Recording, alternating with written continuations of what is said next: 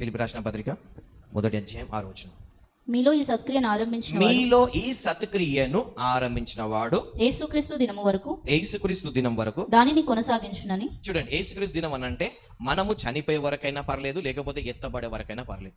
So నిన్ను పుట్టించిన దేవుడు ఎవరి కడుపులో పుట్టించాలి, ఏ పేరెంట్స్ లో పుట్టించాలి, నువ్వు ఏ ప్రాంతంలో ఉండాలి, నువ్వు ఏ స్కూల్లో చదువుకోవాలి, నువ్వు ఎక్కడ డిగ్రీ చేసుకోవాలి, ఇవన్నీ దేవుడు ఎక్కడ ప్లాన్ వేసినాడు? తల్లి గర్భంలో పిండమని ఉన్నప్పుడే దేవుడు ప్లాన్ వేసినాడు. God has plan everything. నువ్వు ఎవరిని పెళ్లి చేసుకోవాలి, ఇవన్నీ మనం పుట్టక ముందే God has plan, perfect plan ప్రతి ఒక్కరు ఉంది. ఆ ప్లాన్ ని మన లైఫ్ లో ఖచ్చితంగా దేవుడు ఇంప్లిమెంట్ చేస్తాడు. అది ఇంప్లిమెంట్ చేయాలంటే మనం సబ్మిట్ చేసుకోవాలి. ఏం చేయాలి?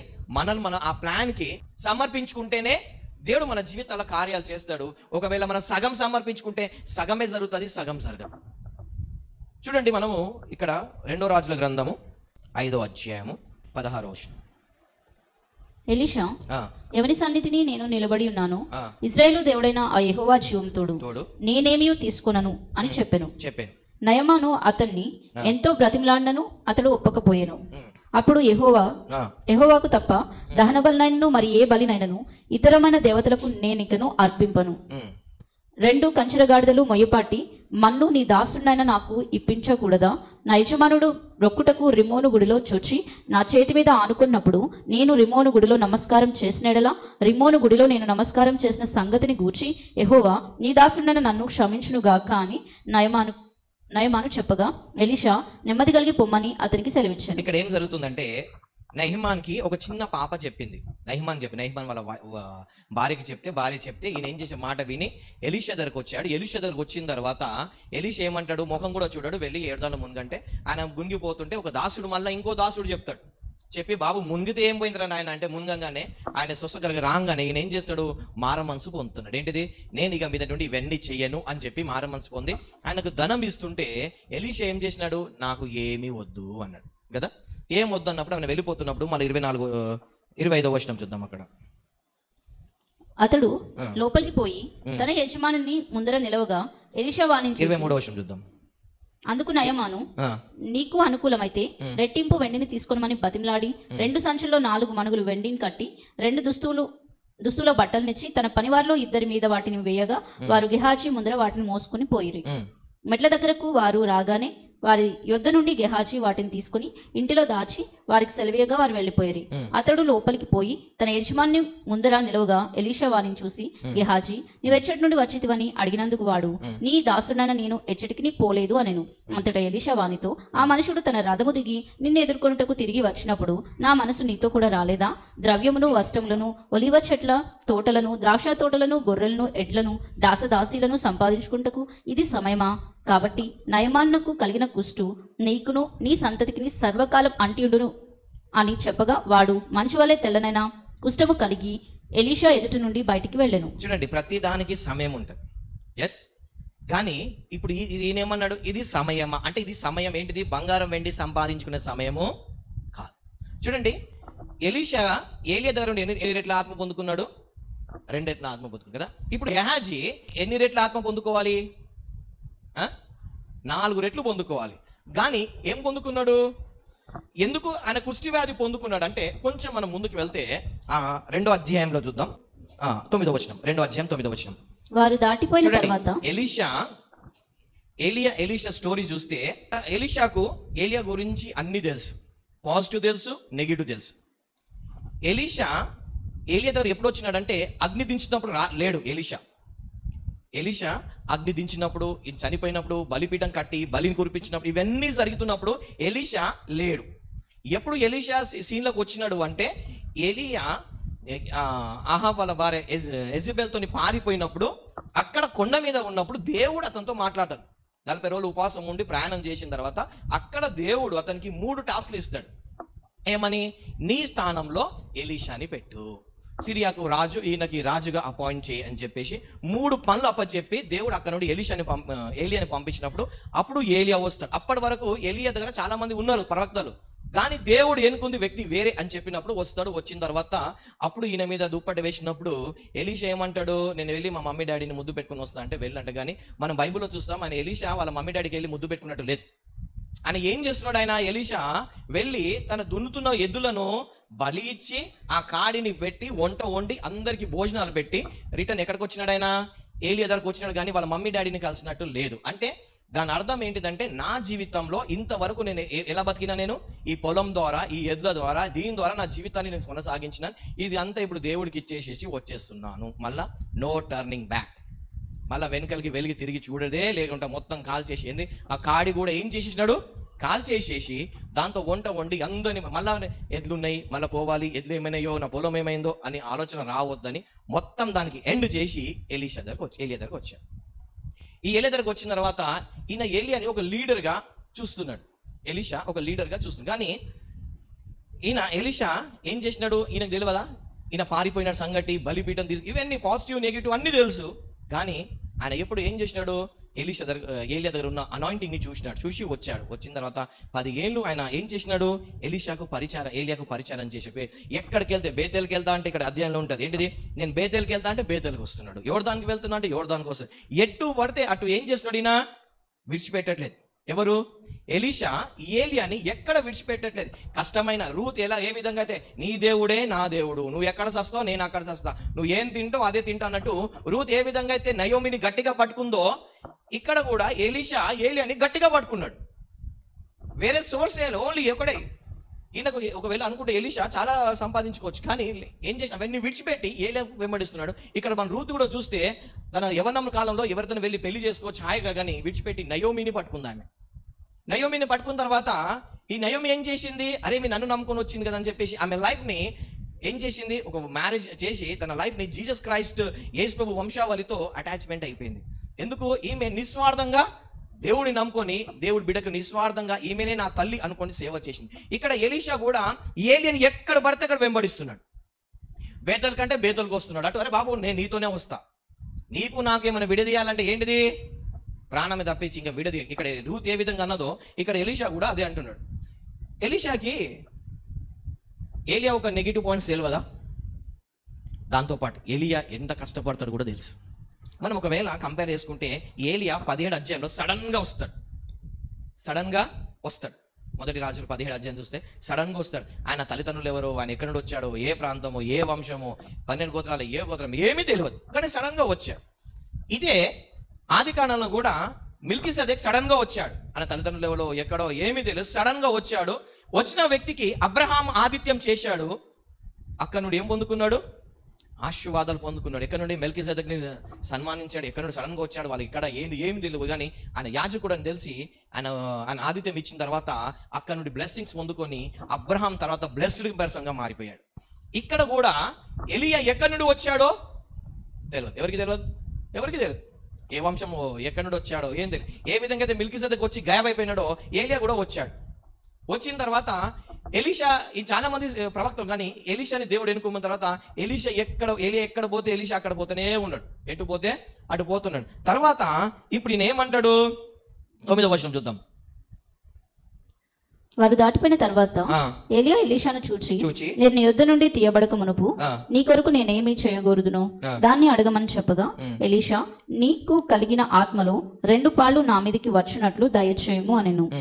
అందుకతడు, నీవు అడిగినది కష్టతరంగా ఉన్నది. అయితే నీ యొద్ద నుండి తీయబడినప్పుడు నేను నీకు కనబడిన ఎడల ఆ ప్రకారం నీకు లభించును, కనబడని ఎడల అది కాకపోనని చెప్పాను. వారు ఏలియా ఎత్తబడతాడని ఎలీషా ఒక్కడికే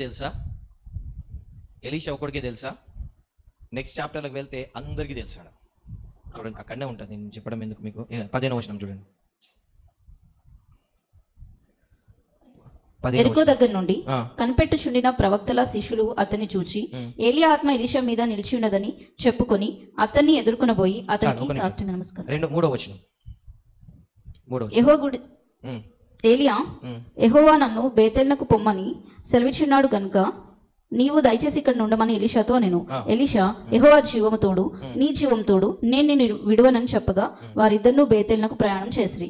బేతేల్లో ఉన్న ప్రవక్తల శిష్యులు, చూడండి, బేతేల్లో ఉన్న ప్రవక్త శిష్యులు ఎలీషా యొద్దకు వచ్చి నేడు యెహోవా నీ యొద్ద నుండి నీ గురువును పరమునకు తీసుకుని పోవునని నీవు ఎరుగుదువా? అంటే ఏంటి? అందరికీ తెలుసు. ఎలీషా ప్రవక్తలందరికీ తెలుసు. ఏం తెలుసు? ఎలీషా ఏమైతాడు? ఆహరణం అయిపోతాడని అందరికీ తెలుసు. అయితే వాళ్ళందరూ ఎవరైనా వెంబడించినారా? వాళ్ళు ఎవరైనా వెంబడించినాడు ఎలీషాకు? ఎందుకు? మనకు సాలనైనా తిండి దొరుకుతుంది, బట్ట దొరుకుతుంది, నీళ్ళు దొరుకుతుంది అని అన్నాడు. కానీ ఎలీషా మట్టుకు ఏం చేసినాడు? ఎలియాని విడిచిపెట్టలేదు. ఎవరైనా అంటే గచ్చు నా పని నేను చేసుకుని, ఎందుకంటే ఈయన హార్ట్లో పెట్టుకున్నాడు. అయితే ఇప్పుడు వెళ్ళే టైం రాగానే ఏమన్నాడు ఈయన? ఎలి ఏమన్నాడు? బాబు నేను ఎత్తబడే ముందు, ఎందుకంటే ఎలియాకి అర్థమైంది ఈయన నన్ను విడిచిపెట్టట్లేదంటే ఈయనకి ఏదో కావాలి. ఇప్పుడు మీకు కూడా ఎవరైనా ఒక వ్యక్తి మీ ఎంబడి పడ్డాడు అనుకో, మీకు ఏమనిపిస్తుంది? ఎటు పోతుంటే వీడికి ఏదో కావాలి, అందుకే వీడు ఊకే నా ఎండ పడుతున్నాడు అంటారు కదా. సో ఎలియా కూడా అర్థమైంది ఏంటంటే ఎలీషాకి ఏం కావాలి అని అడుగుతాడు. అడిగినప్పుడు ఎలీషా ఏమంటాడు? నాకు నీ మీద ఉన్న 2 పాల ఆత్మ. ఎందుకు 2 పాలు అడిగినాడు? సాధారణంగా ఎవరైనా ఏమంటాడు? నీది నాకు కావాలి అంటారు కదా. ఇప్పుడు ఏంది? సలోమోన్ వాళ్ళ తల్లి వెళ్ళి బెర్షెబన్నది, నీ రాజ్యం తర్వాత ఎవరికి ఇమ్మన్నది? సలోమోన్కి ఇమ్మని అడిగింది. అవునా? ఎవరైనా ఏమంటాడు? ఉన్నది అడుగుతాడు. ఈయన ఎవరు? యాకోబు వెళ్ళాడు. వెళ్ళి ఇస్సాకు దగ్గరికి వెళ్ళి నీకున్నది బ్లెస్సింగ్ మొత్తం నాకి అంటే డబల్ ఇమ్మన్నాడా? ఎవరు డబల్ అడగలేదు, ఎప్పుడు అడగలేదు. ఎవరైనా అడిగితే అదే పొజిషన్ అడుగుతారు. కానీ ఈయన డబల్ స్పిరిట్ అడిగినాడు. ఎందుకు అడిగినాడంటే ఈయన దగ్గర నుండి చూసినాడు ఏలియాకు. ఏంటిది అంటే ఏలియా ఎట్లాంటి వాళ్ళు, ఆయనకు వీక్ పాయింట్, ఆయనకున్న ఫుల్ పాజిటివ్ ఉంది, అగ్ని దింపగలుగుతాడు, ఏదైనా ధైర్యంతో దేవుడు పని చెప్తే ధైర్యంతో, దేవుడు చెప్పిన పని ఎక్కడైనా వెనకాజలేదు, ధైర్యంతో వెళ్ళి చెప్పినాడు. ఇవన్నీ చూసినాడు. కానీ ఆయనకు ఒక మైనస్ పాయింట్ ఏంటంటే ఎజబెల్ చెప్తే పారిపోయినాడు. సో నేను అలాగా ఫ్యూచర్లో పారిపోతానేమో కాబట్టి నేను అలాగా ఉండొద్దు అనేసి ఈయనేమన్నా డబల్ నాకు స్పిరిట్ కావాలి అన్నాడు. ఇప్పుడు ఒక మాట అంట, లీడర్ బైబుల్ ప్రపంచంలో చాలా మంది లీడర్స్ ఉన్నారు, స్పిరిచువల్ లీడర్స్, పాస్టర్స్ అందరు ఉన్నారు. కానీ ఎవరు 100% పర్ఫెక్ట్ కాదు. ఓన్లీ జీసస్ క్రైస్ట్ తప్పించి ఎవరు 100% ఏ పాస్టర్ కానీ ఏ ప్రాఫిట్ కానీ ఎవరు కాదు. అందరు పర్ఫెక్ట్లోకి వెళ్తున్నారు. చాలా మంది అంటారు ఏమనంటే, నేను కొన్ని చోట్ల వెళ్ళినప్పుడు అంటారు, మా పాస్టర్ గారండి నన్ను అంచేస్తారండి, పైకి ఎదగని.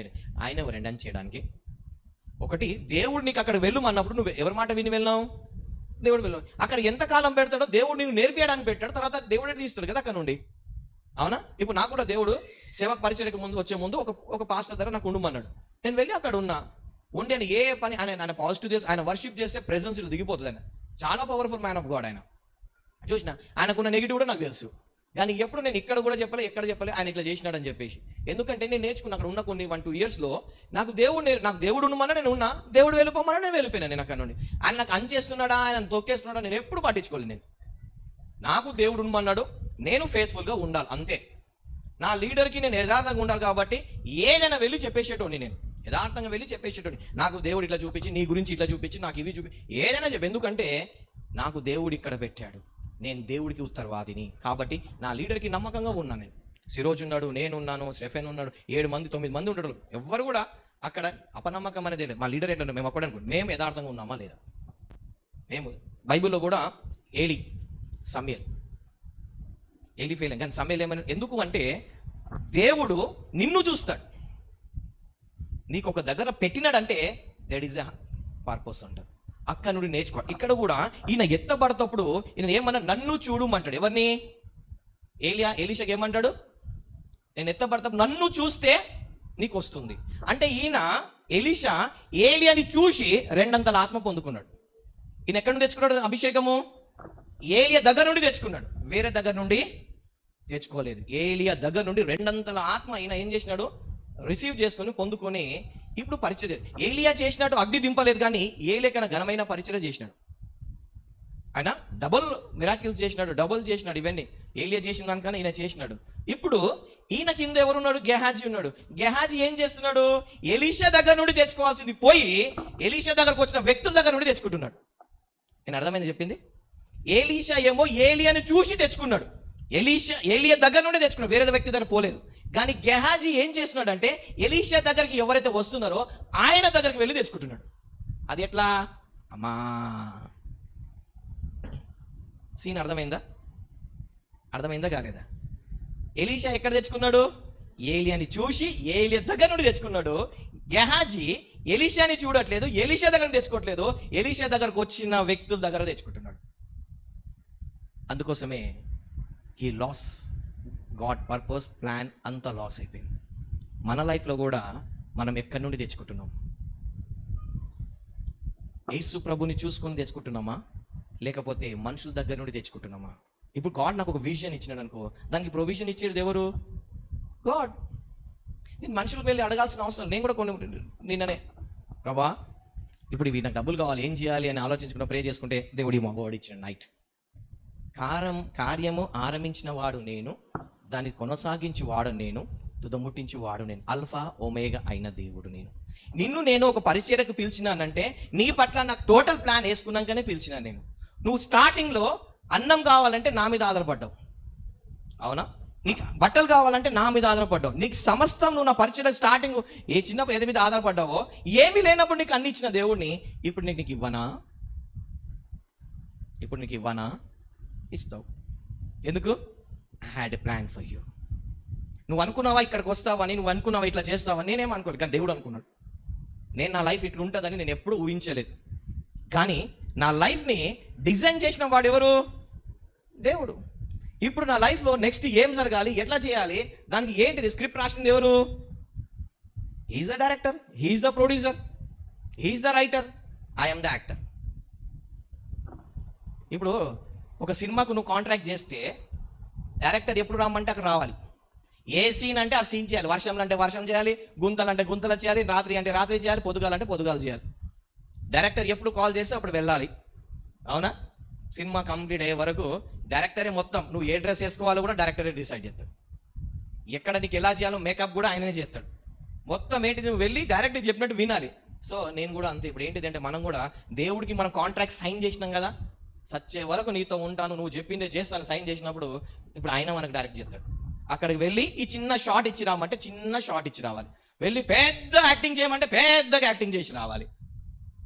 లేదు ప్రభా చిన్న చిన్న క్యారెక్టర్ నుంచి పెద్ద క్యారెక్టర్ చేస్తుంటే తన్ను నిలబడతాడు. చిన్న వాటిలో నమ్మకం ఉంటేనే పెద్దవాడికి ఇస్తాడు, చిన్న విషయాల నమ్మకం లేకపోతే పెద్ద దేవుడు ఇవ్వడు, అవునా? నీకు డైరెక్టర్ ఏంటిది, సినిమా మొత్తానికి డైరెక్టర్ ప్రొడ్యూసర్ ఆయన కాబట్టి ఆయన పర్ఫెక్ట్గా ప్లాన్ వేసినాడు ఏ సీన్ ఎక్కడ దిగాలి అనేసి.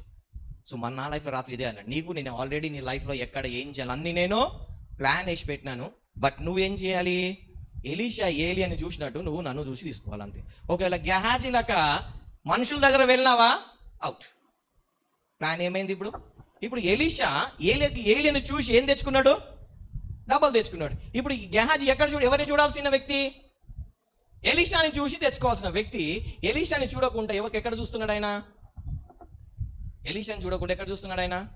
ఎలీషా దగ్గరకు వచ్చే ఒక రిచ్ మ్యాన్ని చూసుకొని ఆయనకు వెళ్ళి, ఆయన ఎట్లా నమ్మినాడు? ఎలీషా దగ్గర. ఆయన కూడా ఏంటిది, ఎలీషా దగ్గర ఉన్నాడు కాబట్టి నమ్మినాడు, లేకపోతే ఆయన నమ్మేటోడా? ఎలీషా దగ్గర ఉన్నాడు కాబట్టి, ఆయన చూసిండు కాబట్టి నమ్మినాడు. ఎందుకు? ఈయన ఎవరు? ఈయనకు వచ్చి కబురు అందించింది గెహాజే కదా. ఏలియాని ఫస్ట్ టైం చూడలే, ఎలీషాని ఫస్ట్ టైం కలవలే కదా, కాబట్టి ఈయన నమ్మినాడు, నమ్మి ఇచ్చినాడు. ఏమైంది? నువ్వు బంగారం అనేది తెచ్చుకున్నావు, దాంతోపాటు ఇంకోటి తెచ్చుకున్నావు. ఏంటిది? ఎక్కడ? రాంగ్ సోర్స్, రాంగ్ చోట నుండి నువ్వు తీసుకున్నావు. ఎక్కడ తెచ్చుకోవాలి? ఈయన ఎలీషా దగ్గర నువ్వు తెచ్చుకుంటే 4 గంటలు వచ్చేది, ఎలీషా దగ్గర కాకుండా వేరే వ్యక్తిని తెచ్చుకుంటే బంగారం వచ్చింది, కానీ దాంతోపాటు కుష్టి వ్యాధి వచ్చింది. సో మనం కూడా ఎక్కడి నుండి తెచ్చుకుంటున్నాం సోర్స్? మన సోర్స్, మన ప్లాన్, గాడ్స్ ప్లాన్ ఎలీషాకు ఉంది, ఎలీషా తర్వాత గెహాజీకి ఉంది. గెహాజీ ఏం చేసినాడు? గాడ్ నుండి కాకుండా వేరే వే చూసినాడు. సో మన లైఫ్లో కూడా దేవుని కాకుండా వేరే వ్యక్తులను, చర్చకొచ్చే వ్యక్తులను, రిచ్ పర్సన్ని, బిజినెస్ మ్యాన్ని ఇట్లా చూసి అక్కడి నుండి మనం తెచ్చుకుంటే చాలా మంది కూడా ఏం చేస్తారంటే సంఘాలలో వెళ్ళి చర్చ్ వాళ్ళని తీసుకెళ్ళి ఇంకో చర్చ్ కడతారు. But God don't accept. చూడండి, ఇప్పుడున్న జనరేషన్కి ఇంతకుముందు ఉన్న జనరేషన్కి తేడా చెప్తాను నేను.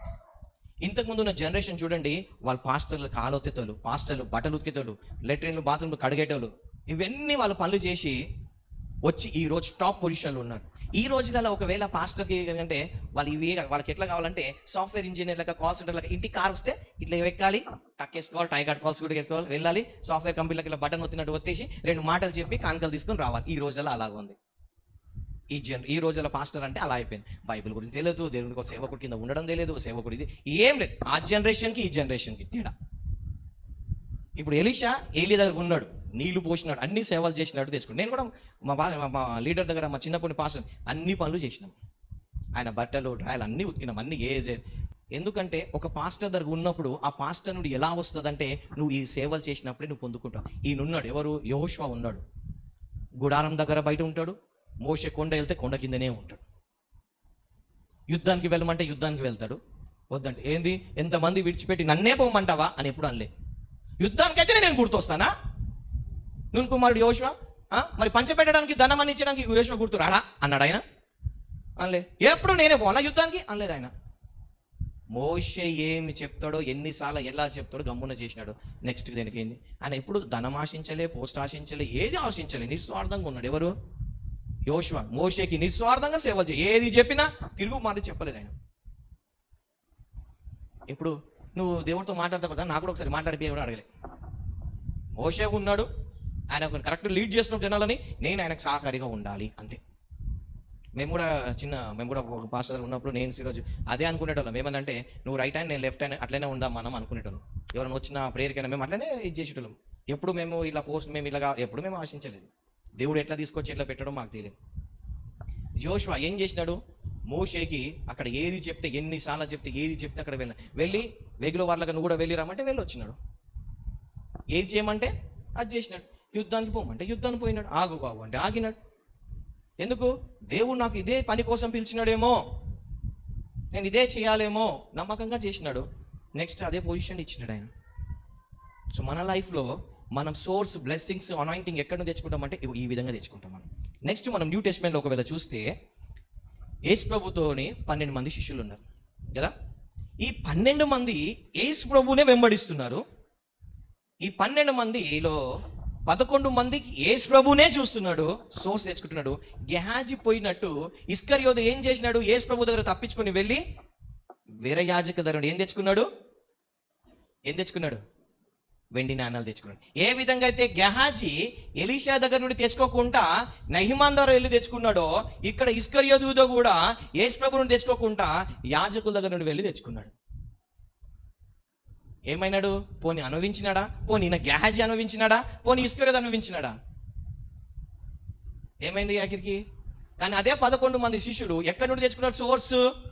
జీసస్ క్రైస్ట్ నుండి తెచ్చుకున్నాడు. ఇప్పుడు మనం గెహాజీని, ఈయన ఎవరు? పేతురు ఉన్నాడు. పేతురు అంటాడు, ప్రభువా నేను అన్ని విడిచిపెట్టి వచ్చినా అన్నాడు కదా. యేసు ప్రభు చనిపోయినాక మళ్ళీ ఎక్కడ పోయినాడు ఆయన? మళ్ళీ గలీలోకి వెళ్ళిపోయినాడు. గలీలోకి వెళ్ళి ఏం చేస్తున్నాడు? ఓడ తెచ్చుకున్నాడు. అది మరి ఆయన ఓడన తెలియదు, పక్కన ఓడ తెలియదు, ఏ ఓడ తెలియదు. మళ్ళీ ఏం చేసినాడు? ఓడని తెచ్చుకొని మళ్ళీ ఏం చేస్తున్నాడు? చేపలు పడుతున్నాడు. ఆయనతో పాటు మిగతా వాళ్ళని కూడా తీసుకుపోయినాడు. మిగతా శిష్యులు కూడా పోయినాడు. కానీ ఎలీషాకు పేతురుకు తేడా ఏంటంటే, ఎలీషా మొత్తాన్ని విడిచిపెట్టి వచ్చినాడు, పేతురు కొంచెం పెట్టుకుని వచ్చినట్టున్నాడు. మళ్ళీ ఒక్కడే పోయినాడు. ఈసారి దేవుడు ఎన్కౌంటర్ అయినాడు. బాబు ఇంతకుముందు ఏమన్నావు?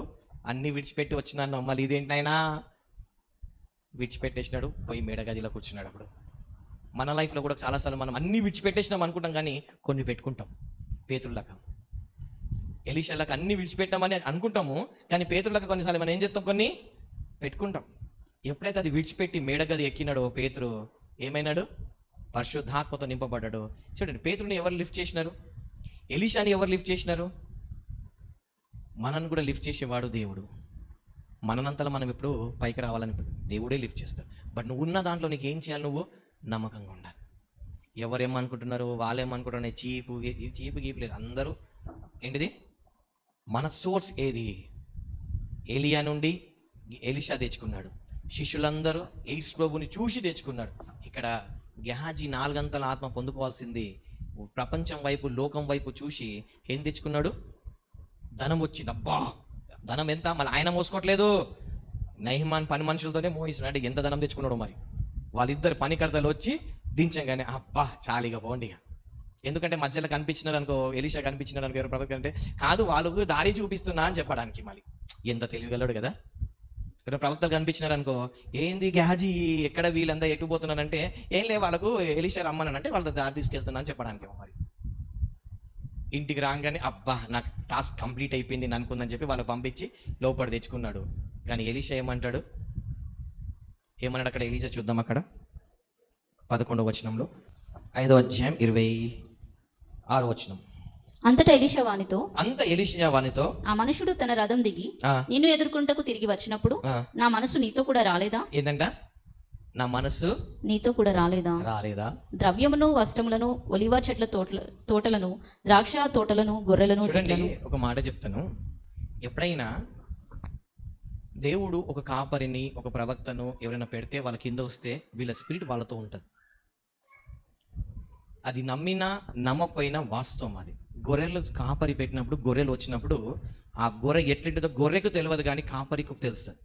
100 గొర్రెలు నాకు గొర్రె ఎటుపోయింది అని కాపరికి తెలుసు. ఇంకోటి 100 గొర్రెల్లో ఏ గొర్రె ఎంత నాటకాలు ఆడుతుంది కూడా కాపరికి, ఎందుకంటే ఈ మనసు అంతా అక్కడ ఉంటుంది. ఒక అనాయింటెడ్ మ్యాన్ దగ్గర ఎవరైనా ఉన్నప్పుడు వాళ్ళు ఎక్కడికి వెళ్తున్నారు, ఏం చేస్తున్నారు, ఖచ్చితంగా వీళ్ళ స్పిరిట్స్ వాళ్ళతో పాటు. అందుకోసమే ఆ ప్రొటెక్షన్ ఉన్నారు కాబట్టి ఏమవుతుందంటే ఒక చర్చ్ కానీ, ఎందుకంటే ఆ మెంటల్ వస్తుంది కాబట్టి వాళ్ళు ఏమనుకుంటారు, నేను కూడా మా పాస్టర్లకు నాకేం తక్కువ నేను. అందుకే వీళ్ళు అంటారు, ఎవరు మిరియము అంటారు ఏమిటి, నాతో కూడా ఆయనతో మాట్లాడతారు, నాతో దేవుడు మాట్లాడు నాతో. ఎందుకంటే వీళ్ళందరూ మోషే అక్కడ కాబట్టి ఆ బ్లాంకెట్ ఉన్నారు కాబట్టి ఆ బ్లాంకెట్ వాళ్ళ మీద అనాయింటింగ్ ఆవరిస్తుంది కాబట్టి మోషేకి ఏమైతే ఒక పాలు వీళ్ళ మీద కూడా వీళ్ళ మీద వచ్చిన వీళ్ళు ఏమనుకుంటారు, నాకు కూడా అనుకుంటారు.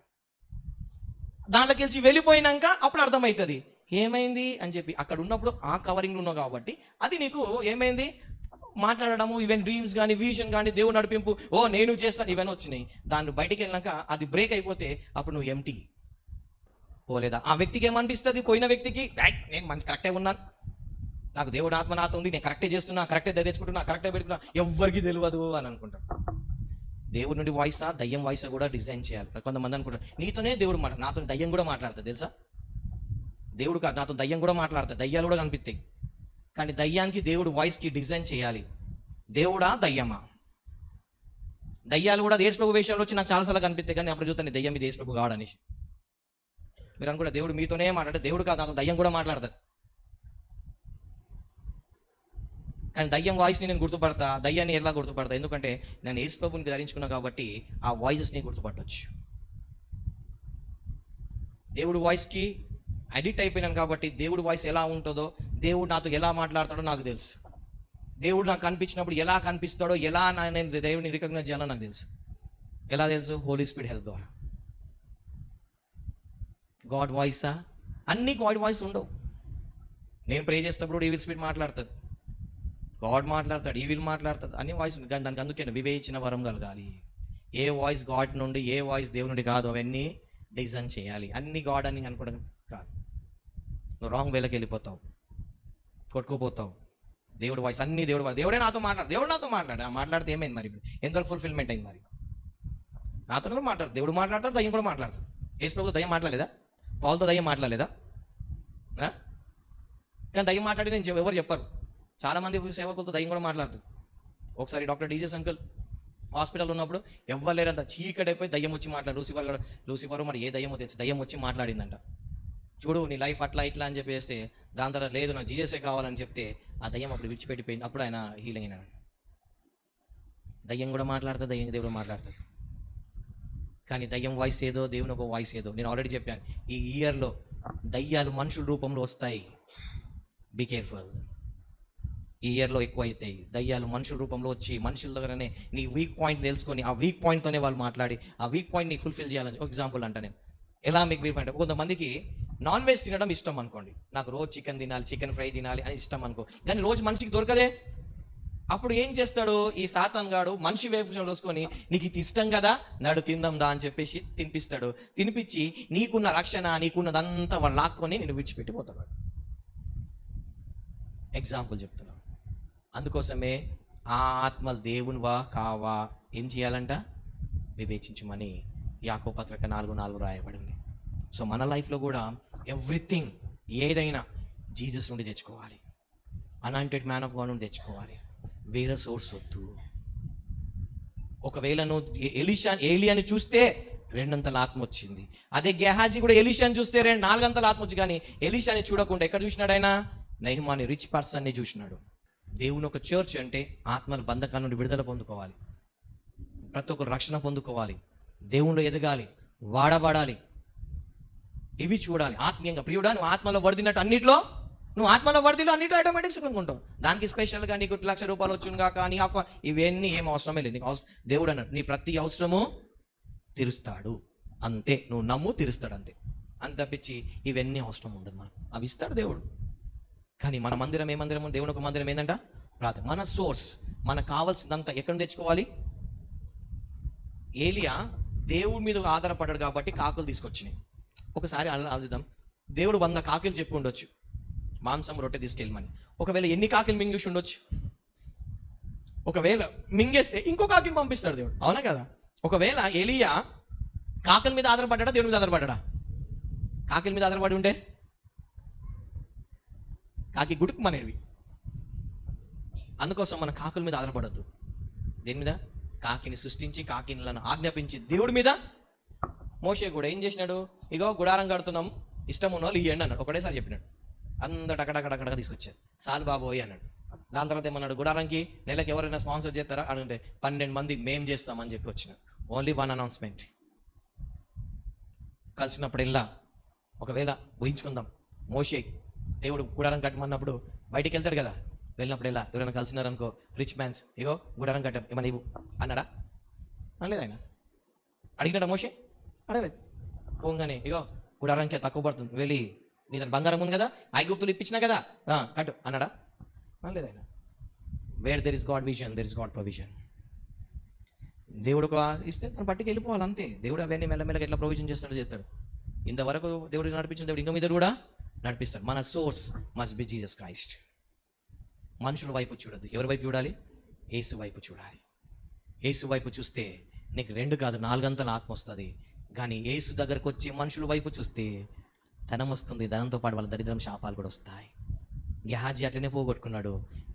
ఈయన ఇస్కరియతు యూదా కూడా ధనం నాశించి యేసు ప్రభువుని అమ్ముకున్నాడు. అందుకే ఇక్కడ తిమోతికి పౌలు విషయంలో చూస్తే ఒకసారి చూద్దాం. అపోస్తల కార్యము 17వ అధ్యాయము చూడడం. ఎందుకు తిమోతి పౌల్ అని రాసినాడు, ఎందుకు అంత రాయగలిగినాడు ఆయన అంటే ఇక్కడ చూద్దాము. 17వ అధ్యాయము 10వ వచనం నుండి 15వ వచనం వరకు చూద్దాం. 17 అపోస్తల కార్యం 17వ అధ్యాయము 10 నుండి 15 వరకు చూద్దాం. 5 వచనాలు. వెంటనే సహోదరులు రాత్రివేళ పౌలును శీలను బెరయాకు పంపించిరి. వారు వచ్చి యూదుల సమాజ మందిరంలో ప్రవేశించిరి. వీరు తెస్సలోనికలో ఉన్న వారికంటే గనులై ఉండిరి గనుక ఆసక్తితో వాక్యంలో అంగీకరించి పౌలును శీలయును చెప్పిన సంగతులు అలాగున్నవో లేవో అని ప్రతి దినము లేఖనములు పరిశోధించుచు వచ్చిరి. అందుచేత వారిలో అనేకులను ఘనత నొందిన గ్రీసు దేశస్థులైన స్త్రీలలో పురుషుల్లోనూ చాలా మంది విశ్వసించిరి. అయితే బెరయాలో కూడా పౌలు దేవుని వాక్యము ప్రచురించుచున్నాడని తెస్సలోనికలో ఉండు యూదులు తెలుసుకుని అక్కడికి వచ్చి జనసమూహమును రేపి కలవరపరిచిరి. వెంటనే సహోదరులు పౌలును సముద్రం వరకు వెళ్ళమని పంపిరి. అయితే శిలయు తిమోతియు అక్కడనే నిలిచిపోయిరి. చూసారా? ఇప్పుడు పౌల్ని ఏం చేస్తున్నాడు? పౌలు ఎక్కడికి వెళ్ళినా దేవుని ఒక వాక్యాన్ని ఏం చేస్తున్నాడు? ఆయన బోధిస్తున్నప్పుడు ఇప్పుడు వీళ్ళు ఏమైనారు? కొంతమంది యూదులు పౌల్ని చంపాలని ఏం చేసినారు? పట్టుబట్టినాడు. ఇప్పుడు పౌల్ని చంపాలనుకున్న వారు పౌల్తో ఉన్నవారు కూడా చంపుతారా? చంపరా? పౌల్ని చంపాలనుకున్నవారు పౌల్తో ఉన్నవారు, పౌల్తో ఎవరున్నారు? తిమోతి, శీల. ఈ శీల ఇంతకుముందు చెరసాలలో కూడా ఉన్నాడు. ఇంకో 16వ అధ్యాయంలో చూసుకుంటే ఎక్కడ ఉన్నాడైనా చేస్తారు. అంటే వీళ్ళిద్దరు నోటిఫై, పౌల్ తర్వాత వీళ్ళిద్దరు నోటిఫై. పౌల్ని చంపాలని చూసినప్పుడు వీళ్ళు ఏమంటున్నారు అంటే, పౌల్ నువ్వు వెళ్ళిపో, మేము చూసుకుంటాం ఇక్కడ అంటారు. ఏమంటున్నారు వాళ్ళు? పౌలు నువ్వు ఓడెక్కి నువ్వు వెళ్ళిపో, ఇక్కడ మేము చూసుకుంటాం ది అని అంటున్నారు. కొన్ని చర్చెస్ దగ్గర దాడి చేసినప్పుడు పాస్టర్ ఉంటారు, అందరు పారిపోతారు. ఏమవుతారు? అందరు పారిపోతారు. కానీ ఇక్కడ వీళ్ళు అట్లా కాదు.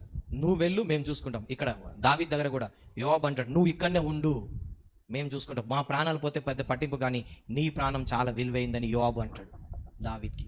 ఎందుకంటే గొర్రెలను రేజ్ చేయడం ఈజీ, కానీ గొర్రెల కాపరిని రేజ్ చేయడం చాలా కష్టం. ఒక కింగ్ని తయారు చేయడం చాలా కష్టం. దావీద్ విషయంలో కూడా దావీద్కి పైనున్న Saul is not faithful leader, but David was a faithful.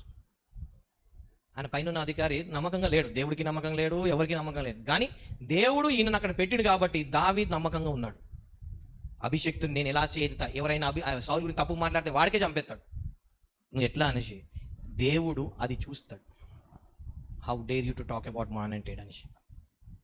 ఎందుకంటే దేవుడు ఒక వ్యక్తిని చూజ్ చేస్తే అసమస్యగా చూజ్ చేయడు. నో డౌట్ దావీద్కి వీక్ పాయింట్స్ ఉన్నాయి. వ్యభిచారం చేసినాడు, but still is God own heart. లెక్క పెట్టదంటే లెక్క పెట్టినాడు, మన దానికి స్టిల్ గాడ్ ఓన్ హార్ట్. దేవుడు సౌలు పర్ఫెక్ట్ కాదు, దావీదు పర్ఫెక్ట్ కాదు, బట్ దేవుడు సౌల్ని అభిషేకించినాడు, దావీద్ని అభిషేకించినాడు. దావీదు ఏం చేసినాడు? సౌలు అభిషేకించి కాబట్టి బాబు నేను ఎట్లా ముడతాను అన్నాడు. అందుకే దేవుడు అంటాడు, నేను అభిషేకించిన వారిని ఎవరు ముట్టొద్దు అంటాడు.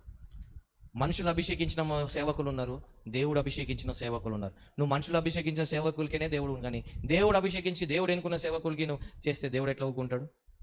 So we never doubt God. అందుకే దావీద్ని నెక్స్ట్ ఎందుకు లీడర్గా పెట్టాడంటే ఆయన ఉన్న పైన ఉన్న అభిషేక్తుడికి నమ్మకంగా ఉన్నాడు. సో మన లైఫ్లో కూడా బీ ఫెయిత్ఫుల్గా. నీకు ఒక ప్లాన్ ఉంది, నీ పట్లగా దేవుడు ఒక ప్లాన్ పర్పస్ కలిగి ఉన్నాడు. నువ్వు ఉట్టిగానే పుట్టలేదు, ఉట్టిగానే సంఘానికి రావట్లేదు, ఉట్టిగానే దేవుడు ఇవన్నీ నేర్పించట్లేదు. నీ పట్ల ఒక ప్రణాళిక ఉందా, దాని పట్ల నువ్వు ఎంత సీరియస్గా ఉన్నావు. ఇవన్నీ నీకు తిండి కావాలి, బట్ట కావాలి, అప్పులు తీరాలి, ఇవన్నీ కావాలని దేవుడికి తెలుసు. ఇవన్నీ ఆల్రెడీ దేవుడిని నీ జీవితంలో కార్యం ఆరంభం చేసిన వాడు ముగిస్తాడు. కొంచెం వెనక ముందు అవుతుంది మనకు, but God has a perfect plan. అది ఆయన టైంలో కరెక్ట్ చేసి ముగిస్తాడు. కనుక మనకు దేవుడు మనకి ఇచ్చిన ప్లాన్ పట్ల మనకు అప్పచెప్పిన. చూడండి ఒక మాట అంట, ఇప్పుడు 1 year ఒక ట్రైనింగ్కి పంపించినాం అనుకోండి, మిలిటరీ ట్రైనింగ్, ఆర్మీ ట్రైనింగ్ అంటే ఆ 1 yearలో వాళ్ళు ఏం చెప్పారు కంప్లీట్ చేసుకోవాలి. అక్కడ మా ఆర్మీ లీడర్ మంచోడు కాదు, ఊకే నాకు రన్ చేస్తే నీకు రన్నింగ్ చేయడం కూడా నీకు మంచిదిగా. నువ్వు 1 yearలో అక్కడ ఏం నేర్చుకున్నావో ఎట్లా వాడబడుతుంది, ఇట్స్ ఇంపార్టెంట్. మా ఆర్మీ లీడర్ నన్ను రుద్దేస్తాడంటే రుద్దుతేనే నువ్వు షైన్ అవుతావు. ఒకటి, నీకు లిఫ్ట్ చేసేటోడు గాడ్, పంపించేటోడు గాడ్. అవునా? ఒకవేళ ఒక మనిషిని సౌలు దావీదుని ఎంత అంచేయాలని చూసినాడు. దావీదుని అంచేయగలిగినాడా? దావీదు ఇంకా ఫేత్ఫుల్గా ఉన్నాడు, దేవుడికి ఫేత్ఫుల్గా ఉన్నాడు, సౌలుకి ఫేత్ఫుల్. మనకు సౌలు లాంటి రాజులు లేరే, మరి ఇంకేం కావాలి? అంటే సౌలు లాంటి రాజులు లేకపోవడమే ప్రాబ్లం ఏమో కదా, మంచిగా ఎదగంటానడమే పెద్ద ప్రాబ్లం ఏమో. సో నీ పట్ల దేవుని ఒక ప్లాన్ పట్ల ఎంత సీరియస్ కలిగి ఉన్నావు అని ప్రార్థన చేసుకుందాం. సర్వోన్నతుడా, సర్వాధికారి, సృష్టికర్త, నీకు వందనాలు చెల్లిస్తున్నాం ప్రభా. ఒకవేళ మా జీవితాలలో ప్రభా మేము గెహాజీలాగా, ఇస్కరులకు వైపులాగా మనుషుల వైపు చూసినా మేము తప్పేంది ఒప్పుకుంటున్నాం, క్షమించండి. పరిశుద్ధాత్మదేవ, మేము ప్రార్థన చేయాలని కూడా చేయలేకపోతున్నాం, నీ వాక్యం చదవాలని కూడా చదవలేకపోతున్నాం ప్రభా. పరిశుద్ధాత్మదేవ, తండ్రితో గడపాలని కూడా గడపలేకపోతున్నాము. ఒకవేళ గడుపుతుంటే కూడా మేము ఎక్కడో ఏదో పనులు చేసుకుంటున్నాం, క్షమించండి. యథార్థంగా ఇప్పటి నుండి యేసు వైపు, యేసును చూసే కృపను దయచేయండి. మీరే మమ్మల్ని యేసు యొద్దకు నడిపించుకోమని, ఇక మమ్మల్ని మేము అయ్యా సమస్తం నీకు సమర్పించుకుంటూ నువ్వేదో చూసుకోమని, యేసు ప్రభా విత్తబడ్డ వాక్యం మంచి నేల మీద నాటబడి 30 దంతులాగా 100 ఫలింపచేయమని, దర్శించి దీవించమని యేసు క్రీస్తు నామములో అడిగి పొందుచున్నాం.